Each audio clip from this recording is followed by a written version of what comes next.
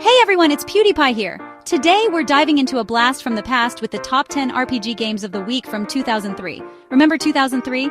We were all rocking those sweet flip phones. Low-rise jeans were all the rage, and the internet was still this magical place where you could spend hours looking at pictures of cats. I mean, we still do that, but you get the point. The year 2003 was a golden age for gaming, especially for RPGs. So many legendary titles came out that year, each one transporting us to incredible worlds filled with magic, adventure, and enough nostalgia to make your head spin. Get ready to relive the glory days as we count down the top 10 RPGs of 2003. Let's get started. First up, we've got Star Wars Knights of the Old Republic, or KOTOR for us cool kids. This game was the perfect blend of Star Wars and RPG. It was like they took everything we loved about the movies, lightsabers, the Force, spaceships, and threw it into a giant blender with some classic Dungeons and Dragons. The story was epic, the characters were memorable, and the choices you made actually mattered. Like, seriously mattered. You could be a noble Jedi Knight or a total Sith Lord, it was all up to you. Plus, that twist! Don't act like you saw that twist coming, bro. Next, we're heading to Spira with Final Fantasy X2. This game was all about girl power, baby. We got to play as Yuna, Riku, and Paine, this awesome trio of warriors who, let's be honest, were way more badass than Tidus ever was. And the dress sphere system? Genius. It was like playing dress-up, but instead of just looking fabulous, you were also gaining awesome new abilities. Plus, the music was off the charts, as always with Final Fantasy. Now it's time to get lost in the massive world of The Elder Scrolls III: Morrowind. This game was like stepping into a whole other world, literally. The map was huge, the lore was deep, and the character creation system was so detailed you could spend hours just making your character look like a total weirdo. But that was the beauty of Morrowind. You could be whoever you wanted to be. You could be a stealthy thief, a powerful mage, a noble warrior, or, you know, a dude who just really liked to collect cheese.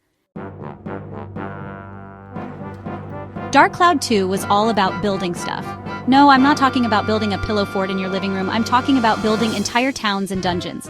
This game had this crazy innovative weapon building system that let you customize your weapons to an insane degree. And the graphics, they were so charming and colorful, like a Pixar movie come to life. Plus, you got to travel through time. Who doesn't love a good time travel story, right?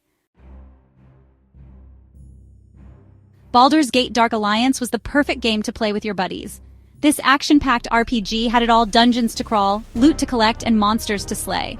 And the best part? You could team up with a friend and unleash total chaos on the forces of evil. It was like Diablo, but with a more medieval fantasy vibe. Suikoden 3 was all about choices, man. But not just any choices, I'm talking about choices that shaped the fate of entire nations.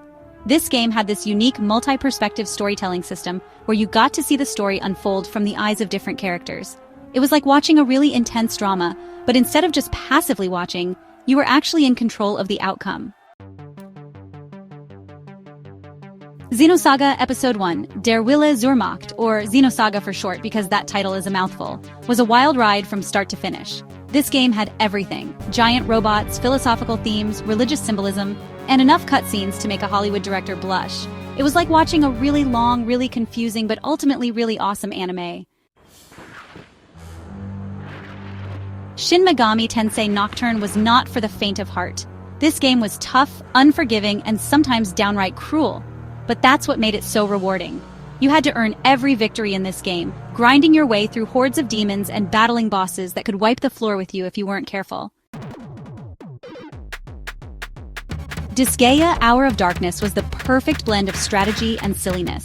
This tactical RPG had a surprising amount of depth, with a complex grid-based combat system and a cast of characters that were as hilarious as they were deadly. Plus, penguins with swords. Need I say more?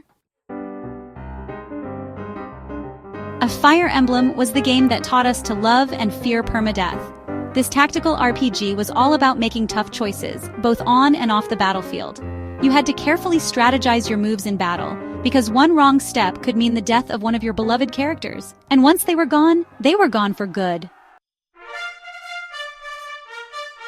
That's it for our trip down memory lane with the top RPGs of 2003.